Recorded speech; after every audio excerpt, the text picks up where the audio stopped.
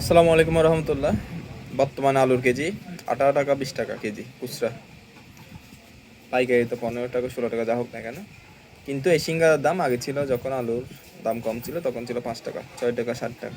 এখন একটা সিঙ্গারা ছোট পেঁয়াজুর মতো, পেঁয়াজুর সাইজ ছোট হয়ে গেছে, এটার দাম হচ্ছে এখন 10 টাকা। আসলে কিছু নাই, আলু আছে, এখন তো আটাও একটু কমছে দাম, পেঁয়াজও মোটামুটি ঠিক আছে, তেলও তো আগে রেটে আছে। তো আলুর দাম কম, আগে যে আলুর দামের অজুহাত দিয়ে দাম বাড়াইছে, সোজাও সেম। 10 টাকা কি আছে, কিছু নাই। এই যে এরকম যদি দাম বেড়ে ফেলে সাধারণ মানুষের কি হবে? অনেক কষ্ট হয়ে যাবে সাধারণ মানুষের। একটা 10 টাকা যদি সিঙ্গারা, আসলে আমাদের উচিত সিঙ্গারা নাকি কলা খাওয়া। এই ভিডিওতে সিঙ্গারাগুলো নিছি মূলত ভিডিওটা বানার জন্য। যারা যারা এর ব্যবসায়ী আছেন তারা একটু অবশ্যই সচেতন হবেন। এখানে কিছু না, পেঁয়াজও নাই, আমি যদি খুলে দেখি কয়েকটা আলু আছে শুধু। পেঁয়াজের দামও তো মোটামুটি ঠিক আছে। আগে যখন পেঁয়াজের দাম 100 টাকা 120 টাকা হলো, তখন তো অজুহাত দিয়ে কি দামটা বাড়াই দিচ্ছেন।